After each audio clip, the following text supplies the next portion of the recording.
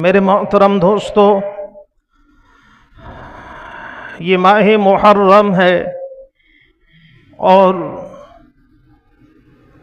ماہ محرم کی آج تقریباً 7 یا 8 تاریخ ہے اور 10 محرم الحرام کو واقعہ کربلا ہوا۔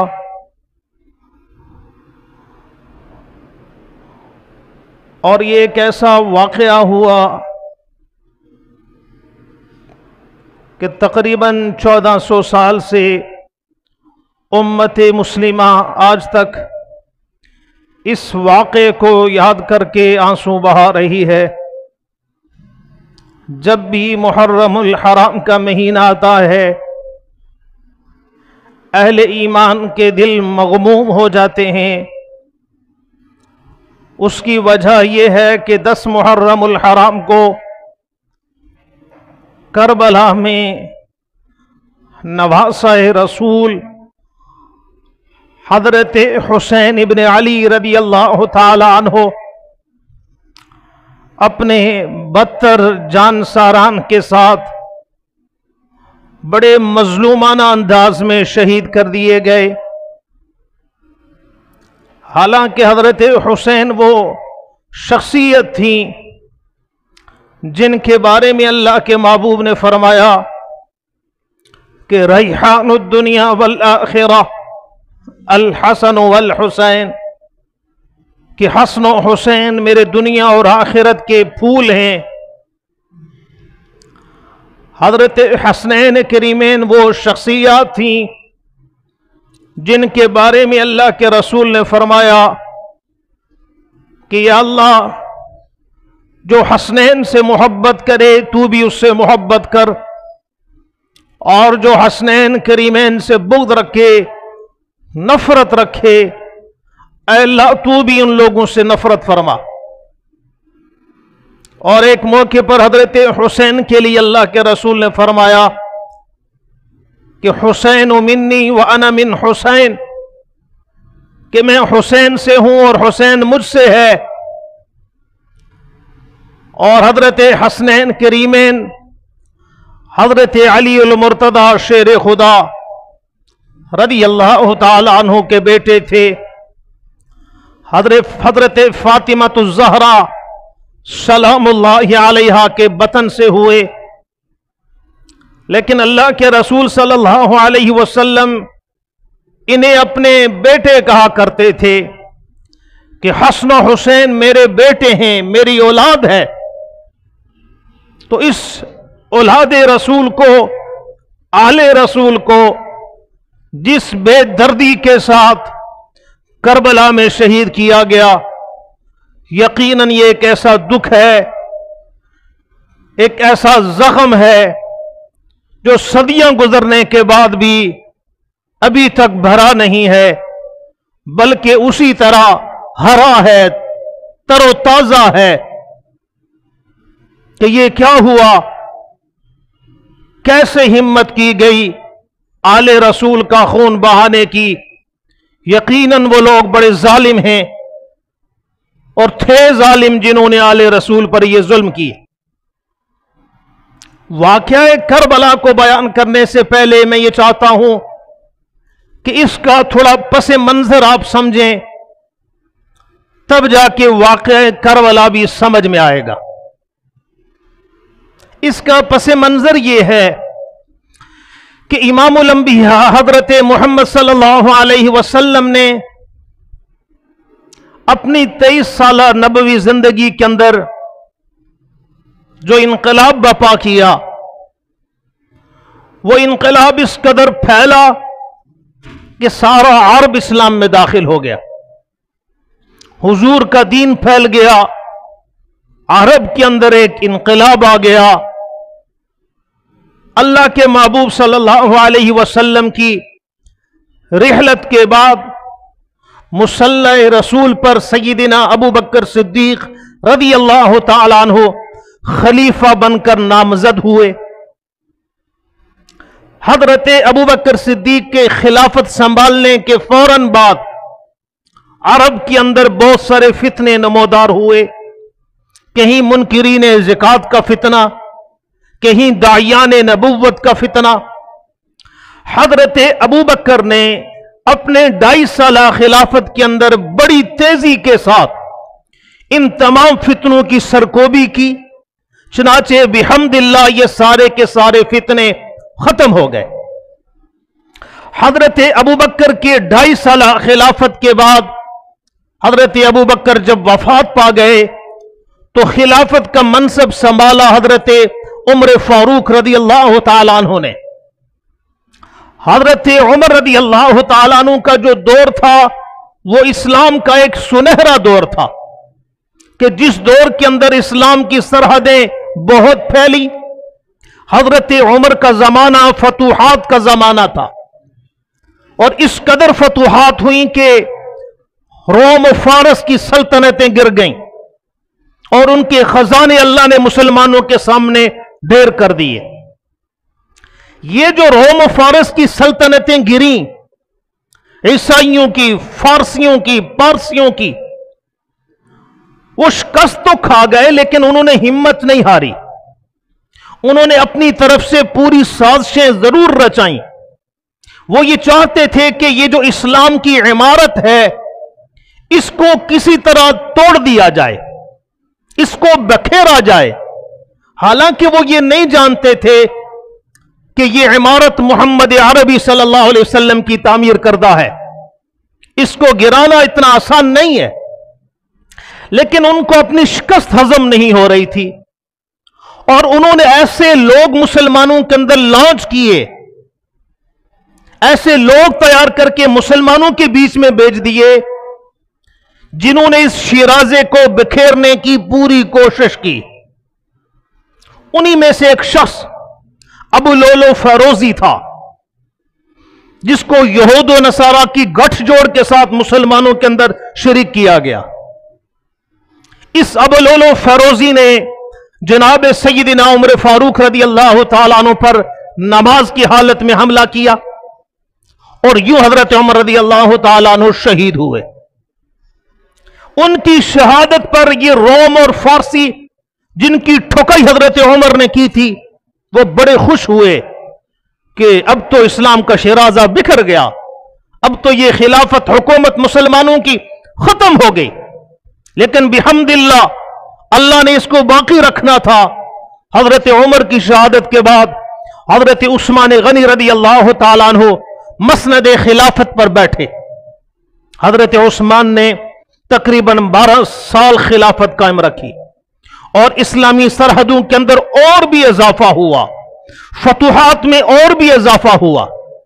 لیکن وہ جو کفار کی، یہود و نصارہ کی سازشیں تھی، جو سامنے آ کر مقابلہ تو نہیں کر سکے، شکست کھا گئے، لیکن پس پردہ وہ مسلمانوں کے خلاف سازشیں کرتے ہی رہے۔ انہی سازشوں میں سے ایک سازش یہ ہوئی کہ ان یہودیوں نے اپنی طرف سے ایک بندہ ابن سبا مسلمان بنا کر مسلمانوں میں بھیج دیا۔ اس کا کام یہ تھا کہ بھئی تم ان مسلمانوں کے خلاف کوئی عالم بغاوت بلند کرو، کسی طرح ان کو گراؤ، انہیں کمزور کرو۔ ابن سبا آ گیا، اس نے آ کر مسلمانوں کی دکھتی رگ پر ہاتھ رکھا، کیونکہ جہالت کے زمانے کے اندر اسلام سے قبل 2 قبیلے بنو امیہ اور بنو ہاشم، یہ مکہ کے بڑے قبائل میں شمار ہوتا تھا ان کا، اور ان کی آپس میں جنگیں اور لڑائیاں بھی ہوتی تھی۔ اب اسلام کے آنے کے بعد مسلمان بائی بائی بن گئے، یہ جنگیں ختم ہو گئیں، لیکن اس ابن سبا کے ٹولے نے آ کر مسلمانوں کی اس دکھتی ہوئی رگ پر ہاتھ لگایا، اور اس نے یہ کہنا شروع کر دیا کہ محمد عربی صلی اللہ علیہ وسلم تو بنو ہاشم سے تھے، عثمان تو بنو ہاشم میں سے نہیں ہے، یہ تو بنو امیہ میں سے ہے، لہٰذا اس کو خلافت چھوڑ دینی چاہیے۔ خلافت کا حق بنو ہاشم کے پاس ہے، بنو امیہ کے پاس نہیں ہے۔ اور اس سے قبل جو حضرت ابو بکر، حضرت عمر خلافت کے منصب پر بیٹھے، وہ دونوں بنو ہاشم میں سے نہیں تھے، وہ غاصب تھے، انہوں نے ظلم کیا۔ اس طرح کی مسلمانوں کے اندر فسادات پیدا کرنا شروع کر دیا اس نے، چنانچہ وہ کام آ گئی اس کی سازش، اور حضرت عثمان کے خلاف ایک بغاوت ہوئی. چنانچہ اس کا نتیجہ یہ ہوا کہ مدینہ الرسول کے اندر حضرت عثمان غنی کو اپنے گھر کے اندر محصور کر کے شہید کر دیا گیا. ان تینوں کے بعد خلافت کا منصب حضرت علی المرتضی شیر خدا حیدر کرار رضی اللہ تعالیٰ عنہ کے پاس آیا، اور حضرت علی نے اپنا منصب خلافت دارالخلافہ مدینہ کے بجائے کوفہ میں منتقل کر دیا. لیکن حضرت علی کا 4.5 یا 5 سالہ جو دور خلافت ہے وہ باہم مسلمانوں کی جنگوں میں ہی گزرا. بڑی بڑی جنگیں ہوئی اس بیچ میں. ایک جنگ جمل کے نام سے ہوئی جس میں 10,000 مسلمان شہید کر دیے گئے آپس میں ایک دوسرے کو مار کر. دوسری جنگ صفین ہوئی جس میں تقریباً 70,000 سے ابا لوگ شہید ہوئے اور دونوں طرف مسلمان تھے، کلمہ گو تھے. تیسری جنگ نہروان ہوئی، اس میں تقریباً 4 سے 5,000 لوگ شہید ہوئے. یہ سب حضرت علی کا جو زمانہ تھا وہ جنگوں میں گزر گیا. کچھ اپنے مخالف، کچھ پرائے مخالف. حالات اس قدر تیز ہوئے کہ مسلمانوں کے درمیان ایسی جنگ لگی، ایسی تلوار چلی کہ لاکھوں کا خون بہہ گیا، پھر بھی پیچھے ہٹنے کا نام نہیں لے رہے. بہرحال جب حضرت علی نے ان حالات کو دیکھا کہ یار یہ ہم مسلمان ایک دوسرے کو ماری جا رہے ہیں، اپنا ہی نقصان ہو رہا ہے، چلو اس کا کوئی حل نکالتے ہیں. جب حضرت علی رضی اللہ تعالیٰ عنہ نے ان جنگی حالات میں ثالثی کا کردار ادا کرنا شروع کیا کہ میں پیچھے ہٹ کر ایک طرف ہو کر اس مسئلے کو حل کروں تاکہ مسلمانوں کے درمیان یہ جنگ و جدال ختم ہو. جب انہوں نے ثالثی کا کردار ادا کیا تو حضرت علی رضی اللہ تعالیٰ عنہ کے ماننے والے اپنے ہی لوگ حضرت علی کے مخالف ہو گئے. وہ کوفی جو حضرت علی رضی اللہ تعالیٰ عنہ کے گرویدہ سمجھے جاتے تھے حضرت علی کے مخالف ہوئے. چنانچہ یہ سارے لوگ مل بیٹھ کر انہوں نے فیصلہ کیا کہ اس وقت روئے ارض پر 3 لوگ ایسے ہیں کہ اگر ان 3 لوگوں کو مار دیا جائے، راستے سے ہٹا دیا جائے، یہ خلافت، یہ حکومت، یہ سلطنت یہ ہمارے ہاتھ میں آ جائے گی. وہ کون سے 3 لوگ تھے؟ ایک حضرت علی المرتضی رضی اللہ تعالیٰ عنہ، ایک حضرت عمر بن العاص رضی اللہ تعالیٰ عنہ، ایک سیدنا امیر معاویہ رضی اللہ تعالیٰ عنہ. ان تینوں لوگوں کو شہید کرنے کی بیٹھ کر میٹنگ کی گئی، اور میٹنگ میں 3 لوگ تیار ہوئے کہ ایک ہی وقت میں ان تینوں لوگوں کو مارا جائے، اپنے ان کے علاقے میں جایا جائے، ایک ہی وقت میں ان تینوں لوگوں پر حملہ کیا جائے. اور وہ فجر کی نماز میں. حضرت علی رضی اللہ تعالیٰ عنہ بھی فجر کی نماز پڑھانے نکلے. حضرت عمر بن العاص اس دن فجر کی نماز میں کسی عذر کی بنا پر نہیں آ سکے. حضرت امیر معاویہ بھی جب اپنے گھر سے نکل کر مسجد کی طرف آنے لگے، راستے میں حملہ ہوا. حضرت امیر معاویہ کی بیک سائڈ ساری زخمی ہو گئی لیکن زندہ رہے. بہت عرصے تک زخمی رہے لیکن زندہ رہے. حضرت علی المرتضی رضی اللہ تعالیٰ عنہ کے لیے جو شخص متعین ہوا اس کا نام عبد الرحمن ابن ملجم تھا. اور یہ عبد الرحمن ابن ملجم جنگ صفین کے اندر جب حضرت امیر معاویہ اور حضرت علی کے درمیان آپس میں خانہ جنگی تھی، اس میں یہ عبد الرحمن ابن ملجم حضرت علی رضی اللہ تعالیٰ عنہ کا سپہ سالار تھا جو حضرت علی کی طرف سے لڑ رہا تھا. اب یہی شخص حضرت علی رضی اللہ تعالیٰ عنہ کو شہید کرنے آ گیا. وہ کہتے ہیں نا کہ اپنے ہی گراتے ہیں نشے من پہ بجلیاں. ہمیشہ اپنوں نے یہ دغا کی ہے. باہر کے آدمی کو اتنی جرت نہیں ہوتی. جب اپنے ہی مخالف ہو جائیں، اپنے ہی اپنے آدمی کا گلا گھونٹنے کے چکر میں لگ جائیں. یہ عبد الرحمن ابن ملجم حضرت امیر معاویہ حضرت علی رضی اللہ تعالیٰ کی فوج کا سپہ سالار تھا. فجر کی نماز میں حضرت علی رضی اللہ تعالیٰ عنہ کو شہید کر دیا گیا. یوں یکے بعد دیگر حضرت عمر، حضرت عثمان، حضرت علی تینوں لوگ شہید ہوئے. حضرت علی رضی اللہ تعالیٰ عنہ کے بعد خلافت کا منصب سنبھالا. یہ ساری میں تمہید باندھ رہا ہوں کربلا کو سمجھانے کے لیے. حضرت علی کی شہادت کے بعد حضرت علی کے بڑے بیٹے حضرت حسن رضی اللہ تعالیٰ عنہ نے خلافت سنبھالی اور مسلمانوں کے آپس میں بہت چپکلش تھی، ایک دوسرے کے خلاف جنگیں کر رہے تھے. اس بیچ میں حضرت حسن نے جب خلافت کو سنبھالا، جو اپنے والد کے بعد سنبھالی، 6 महीने तक हजरत हसन रजी अल्लाह तआला अन्हु खिलाफत के मनसिब पर फाइज रहे, लेकिन जंगें रुकने का नाम नहीं ले रही थी। बिल आखिर हजरत हसन रजी अल्लाह तआला अन्हु ने अपने लाखों लोगों के साथ सैयदुना अमीर मुआविया रजी अल्लाह तआला अन्हु के हाथ पर बैत कर दी और हजरत अमीर मुआविया को अपना खलीफा तस्लीम कर दिया और कहा गया कि अगर मैं खलीफा था तो मैं अपनी खिलाफत आपको सौंपता हूं, और अगर आप खिलाफत के हकदार थे तो खिलाफत आपके पास आ गई। चूंकि हुजूर अलैहिस्सलाम ने अपनी जिंदगी में यह बशारत दी थी कि मेरा यह बेटा हसन मुसलमानों के 2 ग्रोहों के दरमियान सुलह करवाएगा, और वो वक्त आ गया। हजरत हसन रजी अल्लाह तआला अन्हु ने हजरत अमीर मुआविया के हाथ पर बैत कर ली, सुलह कर ली, खिलाफत उनको सौंप दी कि भाई मैं खिलाफत से दस्तबरदार हो रहा हूं, मैं खिलाफत का अहल नहीं, आप ही करें। यही वजह है कि आज के जमाने के अंदर आप देखें कि जो लोग अहले बैत की मोहब्बत का दम भरते हैं ना, जो कहते हैं कि हम अहले बैत से बहुत मोहब्बत करते हैं, आप कभी शाजो नाजर उनसे सुनेंगे। हजरत हुसैन का तज़किरा हर जुबान ज़दाम है, लेकिन हजरत हसन का तज़किरा बहुत मामूली आटे में नमक के बराबर है। ऐसा क्यों है? हसन का तज़किरा क्यों नहीं होता जिस तरह हुसैन का किया जाता है? हुसैन भी हजरत अली के बेटे हैं, हसन भी हजरत अली के बेटे हैं, लेकिन दर हकीकत हजरत हसन का तज़किरा इसलिए नहीं किया जाता कि हजरत हसन ने हजरत अमीर मुआविया के हाथ पर बैत क्यों की थी। इसका मतलब यह है कि अहले बैत के साथ मोहब्बत का ये जो दावा है, यह दावा अपनी जाती मुफाद के लिए है। जहां दाल गर रही है वहां मोहब्बत है, जहां हक सच की बात हो वहां मोहब्बत नहीं। आपने सुना आज तक? मैंने तो भी अपनी जिंदगी में नहीं सुना कि हजरत हसन के भी तज़किरे हो रहे हों, इल्ला माशाअल्लाह कोई बरकत के वास्ते थोड़ा बहुत। और उसकी वजह यही है, वरना हजरत हसन भी हजरत अली के ही बेटे हैं, हजरत फातिमा के ही बेटे हैं, उनके भी तज़किरे होने चाहिए। क्यों नहीं करते हो? अगर तुम अहले बैत से मोहब्बत रखते हो तो फिर इंसाफ का तकाजा यह है कि हजरत हसन का तज़किरा भी ऐसे ही हो जैसे हुसैन का हुआ, लेकिन नहीं होता। बहरहाल आगे चलते हैं। हजरत हसन रज़ी अल्लाह तआला अन्हु ने जब हजरत अमीर मुआविया के साथ सुलह कर ली तो यूं मुसलमानों के दरमियान जो जंगें हो रही थीं, उन जंगों पर गोया कि एक बंद बद गया।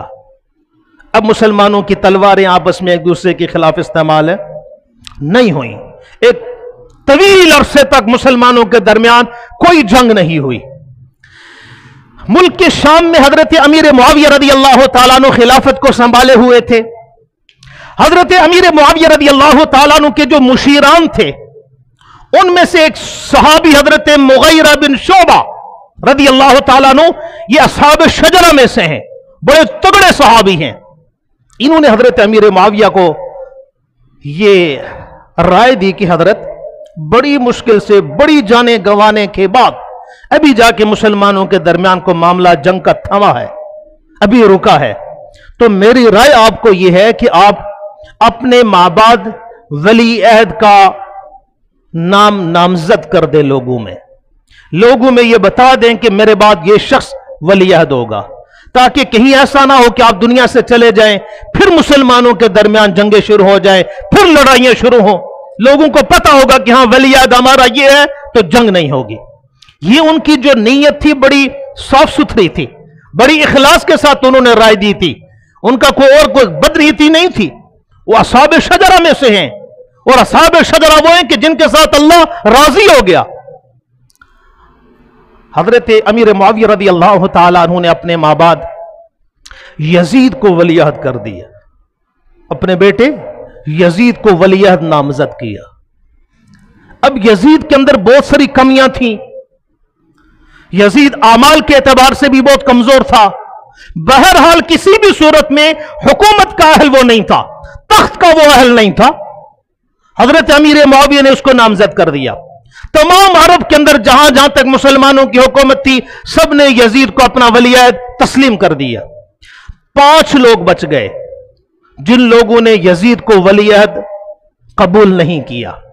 हजरत अब्दुर्रहमान बिन अबू बकर, हजरत अब्दुल्ला बिन अब्बास, हजरत अब्दुल्ला बिन उमर, हजरत हुसैन इब्न अली और हजरत अब्दुल्ला बिन जुबैर रज़ी अल्लाह तआला अन्हु, ये 5 लोग थे। इन्होंने कहा कि हम यजीद को वली अहद कोई कबूल नहीं करते। हजरत अमीर मुआविया इस फैसले के बाद तकरीबन 10 साल तक जिंदा रहे। हजरत अमीर मुआविया ने किसी इनमें से किसी एक को भी कोई जबरदस्ती नहीं की, भाई तुम मेरे बेटे को वलियत कबूल करो, ऐसा कुछ भी नहीं हुआ। हजरत अमीर मुआविया और इनके दरमियान ऐसा मामला हुआ ही नहीं। हजरत हुसैन और हजरत अमीर मुआविया के दरमियान ऐसा कुछ भी नहीं हुआ पूरे 10 साल। चनाचे 10 साल गुजर गए। 10 साल के बाद जब यजीद तख्त पर बैठ गया, हजरत अमीर मुआविया वफात पा गए।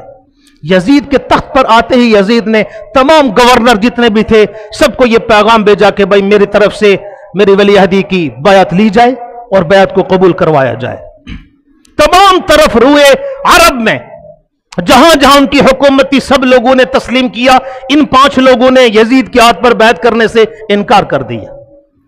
इन 5 में से हजरत अब्दुल्ला बिन जुबैर रज़ी अल्लाह तआला अन्हु जो हजरत अबू बकर के नवासे हैं और हजरत हुसैन इब्न अली, ये दोनों हजरात मदीना से निकलकर मक्का में आ गए। बाकी पीछे रह गए 3 लोग। 3 लोगों में एक हजरत अब्दुर्रहमान बिन अबू बकर वफात पा गए। पीछे 2 लोग और रह गए, हजरत अब्दुल्ला बिन अब्बास, हजरत अब्दुल्ला बिन उमर। इन दोनों लोगों ने बैठकर मुशावरत के साथ यजीद को वलीअहद उसकी बैत कर ली। उन्होंने कहा कि चलो बड़ी मुश्किल के साथ ये थाता थमा है, अगर हम फिर से एक बात शुरू कर देंगे तो फिर से मुसलमानों में जंग होगी, चलो हम कबूल करते हैं। पीछे रह गए 2 लोग जिन्होंने यजीद की वलीअहदी को कबूल नहीं किया। मक्के में आ गए। यजीद ने अपनी तरफ से बंदे मुतय्यन किए और भेजा मक्के में और कहा कि जाकर इन दोनों लोगों को कहो कि भाई फौरन मेरी बैत को कबूल करो, मुझे हाकिम कबूल करो, अगर नहीं करते तो तुम्हारे खिलाफ सख्त किस्म की कार्रवाई होगी। इधर हजरत हुसैन रज़ी अल्लाह तआला अन्हु, हजरत अब्दुल्ला बिन जुबैर बाहम बैठकर मशवरा कर रहे हैं कि हम यहीं बैठकर यजीद के खिलाफ एक तहरीक चलाएंगे और यजीद की वलीअहदी को हम कबूल नहीं करेंगे। बहरहाल इस बीच में काफी अरसा गुजर भी गया और इधर कूफा से जहां हजरत अली अल मुर्तदा खलीफा वक्त थे, जहां उनका दारुल खिलाफा था, कूफियों ने लाखों की तादाद में हजरत हुसैन को खत लिखकर कहा कि हजरत साहब अब तशरीफ लाएं हमारे पास, हम आपके हाथ पर बैत करेंगे और आपके साथ मिलकर हम जिहाद करेंगे। हजरत हुसैन ने बाकी सहाबा से मशवरा किया, भाई क्या किया जाए। सहाबा ने कहा कि हुसैन इब्न अली, इन कूफियों ने आपके वालिद के साथ भी दगा की और आपकी वालिद की सफों में खड़े होने वाले लोगों ने आपके वालिद को शहीद किया, लिहाजा ये एतबारी लोग नहीं है, आप मत जाएं, आप यहीं रहें, यहीं रहकर आप और हजरत अब्दुल्ला बिन जुबैर दोनों मिलकर तहरीक चलाएं यजीद के खिलाफ। लेकिन उन्होंने कहा यार इतने लोग कह रहे हैं तो मुझे जाना चाहिए। फिर सहाबा ने कहा कि आप ऐसा करें कि कोई बंदा भेजे जो अगर वहां की तहकीक हाल खबर लाए, भाई क्या हालात है वहां। हजरत हुसैन रज़ी अल्लाह तआला अन्हु ने हजरत मुस्लिम बिन अकील को कूफा रवाना किया। जाकर देखा कि कूफा की जामा मस्जिद बड़ी पड़ी है, हजारों लोग बैठे। सब मुस्लिम बिन अकील को देखकर खुश हो गए और कहा कि आप हुसैन इब्न अली को बुलाएं, हम उनके हाथ पर बैत करेंगे। यह सारा माजरा यजीद को दमिश्क में पता चल गया कि मुस्लिम बिन अकील कूफा की जामा मस्जिद में आ चुका है और हजरत हुसैन की बैत ले रहा है। उस वक्त कूफा का जो गवर्नर था हजरत बशीर रज़ी अल्लाह तआला अन्हु थे, जो रसूलुल्लाह के सच्चे सहाबी थे। यजीद ने हजरत बशीर को माजूल किया और फौरन उनकी जगह इब्ने ज़ियाद को मुतय्यन कर दिया। और इब्ने ज़ियाद एक जालिम शख्स था। इब्ने ज़ियाद जब मस्जिद के अंदर दाखिल हुआ, हजारों लोग बैठे हैं, मुस्लिम बिन अकील भी बैठे हैं, लोग बैत कर रहे हैं। इब्ने ज़ियाद सीधा मिंबर पर चढ़ा और उसे लोगों से कहा कि भाई अगर कोई भी आदमी हुसैन के नाम की यहां बैत कर रहा है तो मैं उसको हरगिज कबूल नहीं करूंगा। तमाम लोगों ने बैत करनी है यजीद की। अब ये सारे के सारे कूफी डर गए। होना तो ये चाहिए था कि जालिमों, जब तुमने आले रसूल को बुलाया है, रसूलुल्लाह के जिगर के टुकड़े को बुलाया है, उससे मुकद्दम कौन हो सकता है कि तुम उनको छोड़कर डर गए और जाकर यजीद के हाथ पर बैत कर ली। बहरहाल इब्ने ज़ियाद की डर की वजह से लोग पीछे हट गए। मुस्लिम बिन अकील ने इधर से पैगाम भेज दिया था हजरत हुसैन को कि लोग आपके इंतजार में, आप तशरीफ लाएं। हजरत हुसैन निकल पड़े। हजरत हुसैन रज़ी अल्लाह तआला अन्हु के निकलने का मकसद कोई जंग नहीं था कि मैं जाकर यजीद से लड़ूंगा। हजरत हुसैन सिर्फ कूफा आना चाहते थे और साथ अपने बच्चों को भी लेकर निकले, अपनी औलाद को, औरतों को लेकर निकले।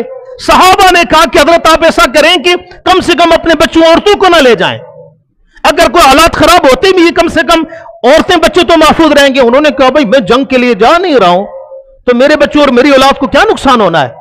میں تو سیدھا جاؤں گا کوفہ میں، وہاں بیٹھ کر پھر دیکھوں گا یزید کے ساتھ میرے کیا معاملات ہوتے ہیں۔ حضرت حسین نکل پڑے۔ مسلم بن عقیل کی طرف سے خط آ چکا تھا، پیغام کہ حضرت آپ تشریف لائیں، آگے بالکل معاملات سیدھے ہیں، آپ آ جائیں۔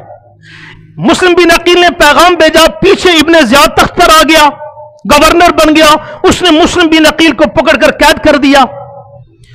مسلم بن عقیل نے قید کی حالت میں اپنے کسی محب آدمی کو کہا کہ یار خدا کے لیے کسی طرح حضرت حسین تک یہ پیغام پہنچاؤ کہ بھئی آپ وہاں نہ آئیں، وہیں سے پیچھے مکے واپس چلے جائیں۔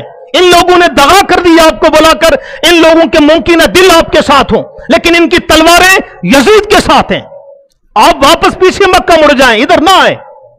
بہرحال وہ آدمی کسی طرح حضرت حسین تک پہنچ گیا، کہا کہ حضرت مسلم بن عقیل نے جو خط بھیجا تھا وہ پہلے، اب کے حالات اور ہو چکے ہیں، لہذا مکہ نہ جائیں، ابن زیاد بھرپور تیار ہے آپ کے خلاف جنگ کے لیے۔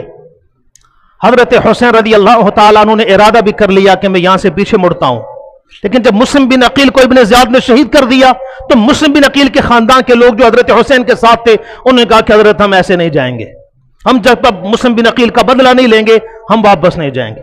حضرت مسلم بن عقیل کے بیٹے بھی تھے، ان کے خاندان کے اور لوگ بھی تھے، چنانچہ حضرت حسین نے کہا کہ بھئی ٹھیک ہے، اگر تمہارا ارادہ جنگ کا ہی ہے اور بدلہ لینے کا ہی ہے پھر میں بھی تمہارے ساتھ ہوں۔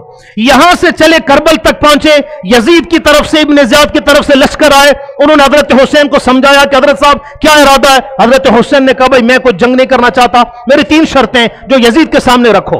ایک تو یہ کہ مجھے دمشق جانے دیا جائے، میں جا کر یزید کے ساتھ خود ملاقات کروں، اپنے درمیان معاملات طے کروں، یا مجھے مکہ کی طرف واپس جانے دیا جائے، میں اپنے گھر کی طرف واپس لوٹتا ہوں، یا مجھے شام کی سرحدوں کی طرف بھیج دیا جائے، میں وہیں زندگی گزاروں گا، جہاد کروں گا۔ ابن زیاد نے کہا کہ بھئی یہ ممکن نہیں ہے، یہ کیا ہے؟ ممکن نہیں ہے۔ یہ پیغام رسام ابن زیاد کے پاس محل میں پہنچا، محل کے اندر بیٹھا ہوا ابن زیاد کے ساتھ ایک شخص تھا جس کا نام تھا شمر ذی الجوشن۔ شمر ذی الجوشن، اس شمر کا نام لوگ لیتے ہیں، یقیناً بہت بڑا ظالم آدمی تھا، لیکن یہ شمر کون تھا یہ بھی پتہ ہونا چاہیے۔ یہ شمر حضرت علی رضی اللہ تعالیٰ عنہ کا سالہ تھا۔ کون تھا؟ حضرت علی کا سالہ تھا، جو حضرت امیر معاویہ کے تمام جنگوں میں حضرت علی کے ساتھ سامنے سے ہو کر لیڈ کر رہا تھا۔ لیکن آج دیکھو خاندان رسول کی کیسا بغض تھا اس کے دل میں۔ اس نے ابن زیاد کو کہا کہ یہ مت کرو، اس کو ان تینوں میں سے کوئی بھی گنجائش مت دو۔ حسین کو کہو کہ اگر تم نے یزید کی بیعت کرنی ہے یا یزید سے بیعت کا کوئی معاملہ کرنا ہے پہلے میرے ہاتھ پر بیعت کرو۔ ابن زیاد تو حسین تو وہ تھے جو یزید کے ہاتھ پر بیعت کرنے کے لیے تیار نہیں تھے، وہ ابن زیاد کے ہاتھ پر کیسے بیعت کرتے؟ انہوں نے کہا یہ ممکن نہیں ہے۔ خلاصہ وقت ختم ہو رہا ہے، جنگ ہوئی مسلمانوں کے درمیان۔ حضرت حسین رضی اللہ تعالیٰ عنہ کو 72 لوگ ہیں، سامنے 4000 5000 10,000 کا لشکر ہے، ان کا آپس میں تقابل ہی کیا تھا جی؟ 72 لوگ اور دوسری طرف 4000 5000 یا 10,000 لوگ ابن زیاد کی طرف سے آگے شہید کر دیا گیا حضرت حسین کو، ان کے سارے خاندان کو شہید کر دیا گیا۔ یوں حضرت حسین رضی اللہ تعالیٰ عنہ کے ساتھ تاریخ کا وہ ظلم ہوا کہ جو اس کے بعد سے لے کر آج تلک اور ممکن ہے قیامت تلک کبھی ایسا ظلم مسلمانوں پر کسی نے نہیں کیا ہوگا، اور وہ کرنے والے خود کو مسلمان کہلاتے تھے۔ اگر کوئی کافر کرتا نا تو سمجھ آتی کہ کافر تھا، یہودی تھا، عیسائی تھا۔ دکھ اس بات کا ہے کہ کرنے والے مسلمان سمجھے جاتے تھے۔ انہوں نے خاندان رسول کے ساتھ یہ سارے کے سارے ظلم کیے۔ حضرت حسین کے یکے بعد دیگرے تمام کے تمام لوگ شہید ہوئے۔ اس واقعہ کربلا کے اندر ایک بات جو میں آپ کے گوش گزار کرنا چاہتا ہوں، واقعہ کربلا کے اندر جب بھی کبھی بیان کیا جاتا ہے، واقعہ کربلا کوئی بھی بیان کرے صرف حضرت حسین کا تذکرہ کرتا ہے، حالانکہ واقعہ کربلا کے اندر حضرت علی رضی اللہ تعالیٰ عنہ کے 9 بیٹے شہید ہوئے ہیں۔ کتنے؟ 9 بیٹے حضرت علی رضی اللہ تعالیٰ عنہ کے شہید ہوئے ہیں۔ محمد الاوسط ابن علی، جعفر ابن علی، ابو بکر بن علی، عمر بن علی، عثمان بن علی، عبداللہ بن علی، عبید اللہ بن علی، عباس علمدار بن علی، حسین بن علی، یہ 9 بیٹے حضرت علی رضی اللہ تعالیٰ عنہ کے کربلا میں شہید ہوئے ہیں۔ یار یہ کتنا بڑا ظلم ہے کہ تم صرف حضرت حسین کا نام لو، یا حد کر کے تم عباس علمدار کا نام لو، باقی حضرت علی کے بیٹے نہیں ہیں ان کا بھی نام لو، لیکن مجال کے کوئی نام لے لے۔ नाम इसलिए नहीं लिया जाता कि कौम को यह बताया हुआ है कि हजरात सहाबा इकराम अबू बकर उमर उस्मान तो अहले बैत के दुश्मन थे, बड़ी ज्यादतियां की। अब अगर हम कौम को यह बताएंगे कि शहीद होने वालों में अबू बकर उमर उस्मान का भी नाम है, फिर कौम पूछेगी कि वो कैसे दुश्मन थे कि जिनके नामों पर हजरत अली अपने बेटों के नाम रखते थे। कोई आदमी हम में से आज किसी दुश्मन के नाम पर अपने बेटे का नाम रखता है? हरगिज नहीं रखता। अगर आप किसी के नाम पर अपने बेटे का नाम रखते हैं तो इसका मतलब यह है कि आप उसको बड़ा मुअज़्ज़ज़ समझते हैं। आप चाहते हैं कि मेरा बेटा भी इसी तरह हो। हजरत अली क्या इतने नाम समझते हैं कि उन्होंने अबू बकर उमर उस्मान जो बकौल तुम्हारे के खानदान वाले रसूल के दुश्मन थे उनके नाम रखे? हरगिज नहीं है। लेकिन ये कौम को कभी भी नहीं बताया जाता। ये मरते मर जाएंगे, करबला के 72 शुहदा के नाम कभी भी नहीं बताएंगे, सवाए हुसैन इब्ने अली के, सवाए अली असगर के और सवाए अब्बास अलमदार के। बाकी 72 शुहदा का नाम नहीं बताएंगे। अगर बताएंगे तो सारा मजहब धर्म करके नीचे गिर जाएगा। इसी करबला के अंदर हजरत हुसैन रदी अल्लाह तआला अन्हु के 3 बेटे शहीद हुए। 3 बेटे मौजूद थे, एक अली अकबर, एक अली उल औसत, एक अली उल असगर। ये हजरत हुसैन के 3 बेटे हैं। अली उल अकबर, अली उल असगर, ये दोनों करबला में शहीद हो गए। पीछे बचे अली उल असगर जिनको इमाम ज़ैनुल आबिदीन कहते हैं। ये गाजी थे, ये बच गए, अपनी बहन अपने फूफो के साथ खेमे के अंदर थे, बीमार थे। और ये इमाम ज़ैनुल आबिदीन कौन है आपको पता है? इनकी वालदा का नाम है शहरबानो। क्या नाम है जी? शहरबानो। ये शहरबानो कौन थी? जब हजरत उमर रज़ी अल्लाह तआला अन्हु ने ईरान को फतह किया तो ईरान के बादशाह की बेटी थी शहरबानो। जब ये कैदी बनकर मदीने में आई, क्योंकि ये शहजादी थी, बादशाह की बेटी थी, तो हजरत उमर रज़ी अल्लाह तआला अन्हु ने कहा भाई ये शहजादी की बेटी है, लिहाजा हम इसका निकाह अपने शहजादे से करवाएंगे और हमारा शहजादा हुसैन इब्ने अली है। हजरत उमर ने इस शहजादी का निकाह, शहरबानो का निकाह हजरत हुसैन इब्ने अली से करवाया। जिनके साथ दुश्मनी होने को इतनी इज्जत देता है? हरगिज नहीं देता। लेकिन चाहे जाए कि कोई आदमी अहले बैत का दावेदार, हुब्बेदार इस वाक़े करबला के अंदर इन बाकी हस्तियों का नाम भी ले। इन 72 लोगों में से 22 लोग अहले बैत में थे। आप इंसाफ से बताओ, आप लोग सोशल मीडिया इस्तेमाल कर रहे हो, मोबाइल देख रहे हो, बताओ कि कभी आप लोगों ने इन 2 लोगों के अलावा, 3 लोगों के अलावा बाकी 22 अहले बैत का नाम सुना? अगर 22 अहले बैत थे, बाकी 52 लोग कौन थे? वो सहाबा की औलादें थी, जो दुनिया को बताते हो कि सहाबा दुश्मन थे अहले बैत के। फिर बताओ ना कि 72 लोग कौन थे? अगर जुर्रत है, नहीं बताते। सहाबा के दरमियान बड़ी मोहब्बतें थी, आपस में बड़ी उल्फतें थी। बहरहाल हजरत हुसैन रदी अल्लाह तआला अन्हु को करबला के अंदर इस बेदर्दी से शहीद किया गया। अल्लाह हजरत हुसैन और अहले बैत की इस शहादत को कबूल करे और अल्लाह पाक हमें हजरत हुसैन रदी अल्लाह तआला अन्हु के नक्श कदम पर, अहले बैत के नक्श कदम पर चलने की तौफीक दे। हजरत हुसैन ने जिसको गलत समझा, कट गए, मर गए, शहीद हो गए, लेकिन उसके हाथ को कबूल नहीं किया, उसकी हुकूमत को, अमारत को कबूल नहीं किया। यह हक की बहुत बड़ी दलील है। अल्लाह पाक ऐसे जज्बा हमें भी नसीब फरमाए कि हम दुनिया कुफर और जो जालिम आदमी है कभी भी जालिम के हाथ को ना चूमे, कभी जालिम को कबूल ना करें। हजरत हुसैन ने ऐसा ही किया। अल्लाह हमें हजरत हुसैन जैसी जुर्रत, बहादुरी, ईमान नसीब फरमाए और अल्लाह पाक हमें अहले बैत और सहाबा दोनों का एहतराम और इज्जत करने की तौफीक अता फरमाए। ममा अलैना इल्लल बलाग।